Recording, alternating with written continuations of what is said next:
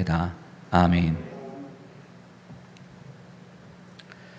에베소서에서 바울은 그리스도를 믿기 이전의 상태로 유혹이나 욕심과 같은 것들을 벗어버릴 것을 권면합니다. 그리스도인이 되었지만 온전한 사람을 이루어 그리스도의 장성한 분량이 충만한 데까지 성장해야 한다고 바울은 우리에게 말합니다. 그렇기 위해서 어린아이가 되지 아니하고 또 사람의 속임수와 간사한 유혹에 빠져서 온갖 교훈의 풍조에 밀려 요동하지 않아야 한다고 바울은 경고합니다. 유혹의 욕심을 따라 썩어져가는 구습을 따르는 옛사람을 벗어버리고 오직 너희의 심령이 새롭게 되어 하나님을 따라 의와 진리의 거룩함으로 지으심을 받은 새 사람을 입으라 강조합니다.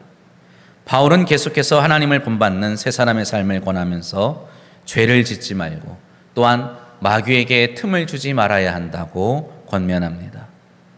4장과 5장에서 바울이 이에 대해서 자세히 말하는 것을 볼 수 있는데 옛사람의 모습과 새 사람의 모습이 자세하게 그리고 또 비교되면서 언급되는 것을 볼 수 있습니다. 옛사람의 모습으로는 거짓과 도둑질, 더러운 말과 성령을 근심하게 하는 것, 악독과 노함과 분냄과 떠드는 것과 비방하는 것과 모든 악의와 음행과 더러운 것과 탐욕하는 것과 누추함과 어리석은 말과 희롱하는 말과 우상 숭배와 헛된 말과 어둠의 일, 술 취하는 것과 방탕하는 것들이 있습니다. 이에 반해서 새 사람은 어떻습니까? 구제와 선행, 선한 말과 친절과 긍휼, 서로 용서하며 하나님을 본받으며 사랑하고 감사하는 말을 하며 빛의 자녀로 행하며 모든 착함과 의로움과 진실함과 주를 기쁘시게 하는 것과 성령의 충만함을 입으며 시와 찬송과 신령한 노래로 하나님께 감사하며 그리스도를 경외하는 모습을 보이는 것이 새 사람의 모습이라 할 수 있겠지요.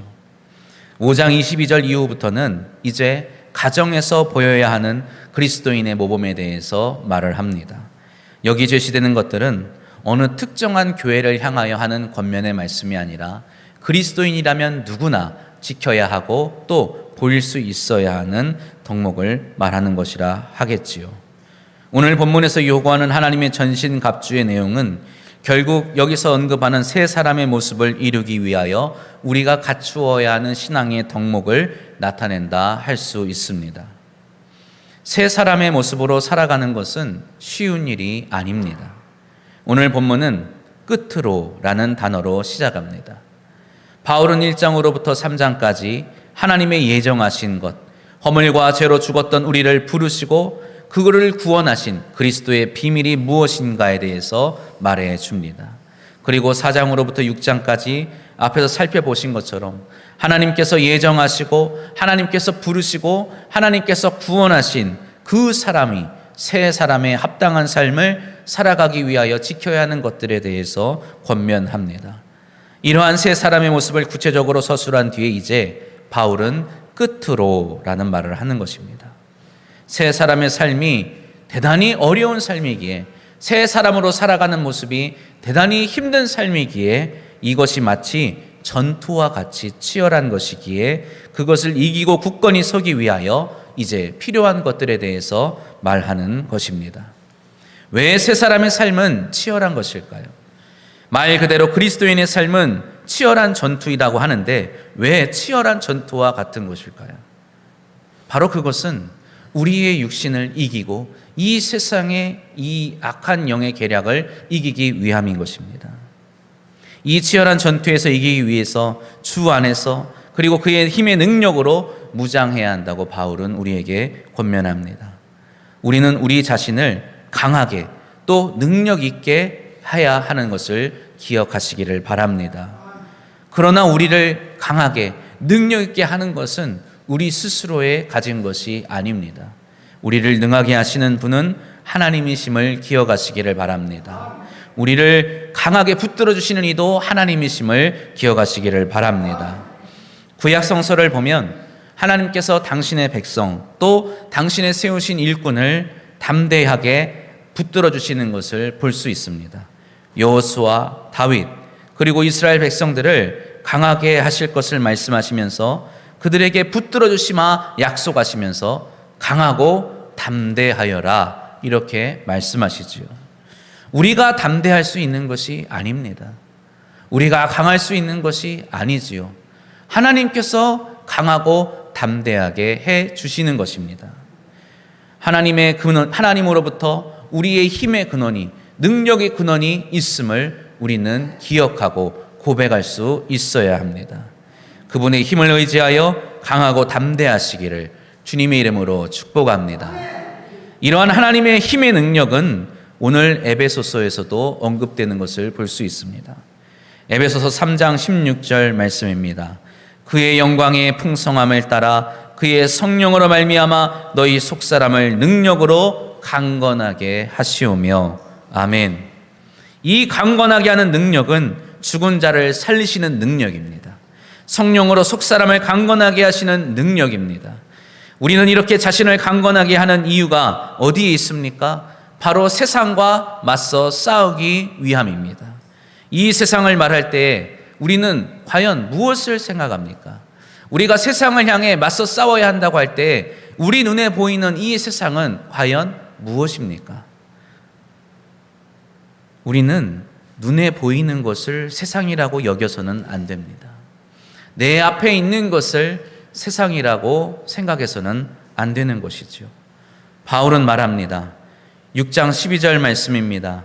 우리의 씨름은 혈과 육을 상대하는 것이 아니요 통치자들과 권세들과 이 어둠의 세상 주관자들과 하늘에 있는 악의 영들을 상대함이라. 아멘. 우리의 싸움의 상대는 사람이 아니라는 말입니다.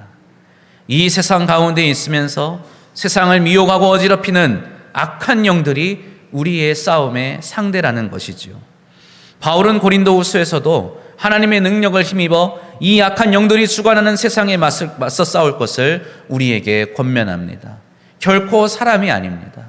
결코 내 앞에 있는, 내 곁에 있는 내 이웃이 아니라는 말입니다. 우리는 때로 믿지 않는 사람들을 우리의 싸움의 상대로 여길 때가 있습니다. 그들을 향하여 적대감을 갖기도 하고 마치 물과 기름과 같이 여겨서 절대로 같이 함께할 수 없는 그러한 존재들이라고 여기기도 합니다. 그러나 우리가 그들에게 해야 할 것은 적대와 혐오가 아니라 긍휼과 사랑이라는 것을 기억하시기를 바랍니다. 바울은 우리가 입어야 할 전신갑주를 설명하는 가운데 다음과 같이 말을 합니다. 우리 6장 15절 말씀 함께 읽어보겠습니다. 평안의 복음이 준비한 것을 신으로 신고. 아멘. 바울이 말하는 평안의 복음이라는 것은 무엇일까요? 예수 그리스도로 말미암아 하나님이 세상과 화목하게 하시고 예수 그리스도로 말미암아 유대인과 이방인이 화목해 되며 또 예수 그리스도로 말미암아 하나님의 백성과 세상의 백성이 화목해 되어서 모두가 다 하나님의 자녀요 하나님의 백성이 되는 것을 말하는 것입니다. 하나님의 백성으로 삼아지는 놀라운 능력의 사건이 이 복음 안에 깃들어 있음을 우리는 기억해야 하는 것입니다. 하나님은 이 평안의 복음 가운데 우리를 구원하셨습니다. 우리를 자녀 삼아 주셨습니다. 하늘나라의 백성으로 인치셨음을 믿으시기를 바랍니다. 그렇게 오늘도 우리는 이 평안의 복음을 들고 세상을 향하여 나아가야 하는 그리스도인이 되어야 합니다. 날 구원하신 하나님께서도 저 사람도 구원할 수 있음을 믿으시기를 바랍니다. 나와 화목하신 하나님께서 저 사람과도 화목하실 수 있음을 믿으시기를 바랍니다. 또 그렇게 되기를 우리는 간절히 기도해야 합니다. 아무 편견 없이 나에게 예수 그리스도의 복음을 전해준 사람을 기억해 보시기를 바랍니다. 나에게 하나님이 나를 사랑하고 계시다고, 나에게 나를 위하여 예수 그리스도가 십자가에 못 박혀 죽으셨다고 말해준 그 사람을 기억해 보시기를 바랍니다.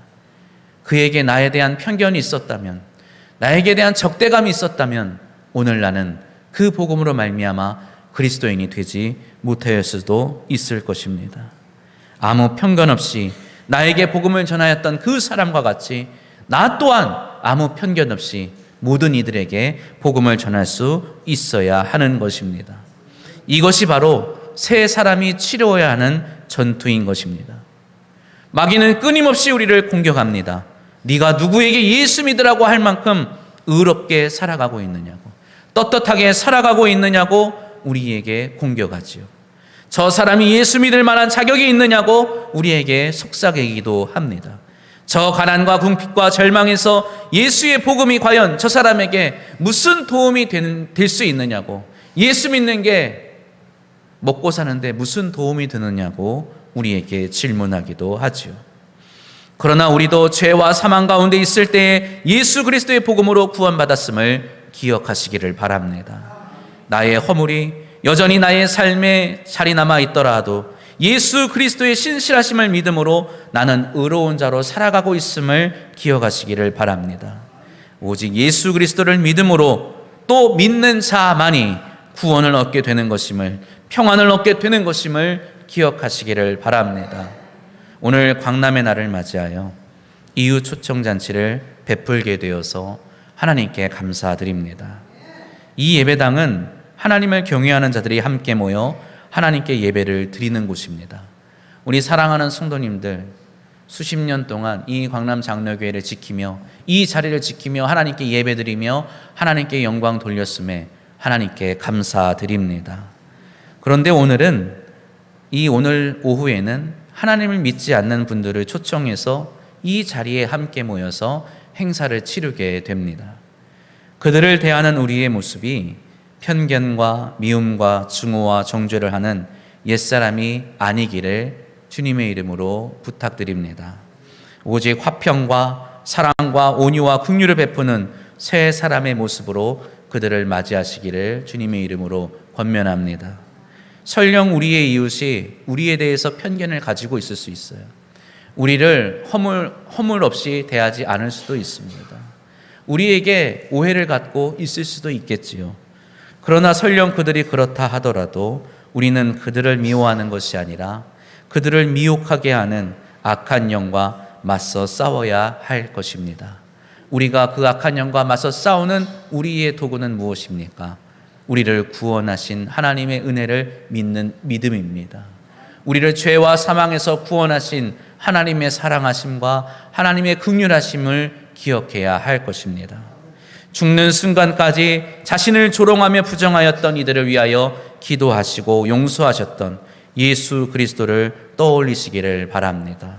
우리도 믿지 않는 자들을 끝까지 사랑하고 그들을 향하여 긍휼을 베풀고 그리스도의 장성한 분량에 이루어 나가시기를 소망합니다. 우리가 주 앞에 온전히 설 수 있는 것은 우리가 가진 것 때문이 아닙니다. 바로 주님이 우리에게 주신 믿음과 의로움 때문이지요. 우리가 세상 앞에 굳게 설 수 있는 것은 우리에게 주신 사랑과 화평의 복음 때문인 줄 믿습니다. 이것을 우리의 전신갑주로 삼아서 세상을 향하여 화평의 복음을 전하며 하나님의 자녀로서 굳게 서게 되시기를 주님의 이름으로 축원합니다. 기도하겠습니다. 사랑과 은혜가 풍성하신 하나님 아버지, 우리를 주님의 보혈로 또 하나님의 자녀로 삼아주심을 감사합니다. 동서고금을 막론하고 또 예나 지금이나 악한 영은 우리를 간계로 넘어뜨리려 합니다. 승리하시는 하나님께서 우리를 강건케 하시고 전신갑주를 입혀주시어 승리케 하심을 감사합니다. 이 악한 영과의 영적 전투에서 우리가 바로 설 수 있게 하옵소서. 하나님의 말씀으로 주님이 주신 믿음으로 무장하게 하옵소서. 하나님을 향한 마음이 변하지 않게 하여 주시고 세상을 향한 사랑이 변치 않게 하여 주시옵소서. 어둠의 세상 주관자들 앞에서 당당히 설 수 있게 하시며 사람을 대적하는 것이 아닌 악한 영을 대적하는 지혜를 허락하여 주시며 담대하게 평안의 복음을 전할 수 있는 믿음 허락하여 주옵소서.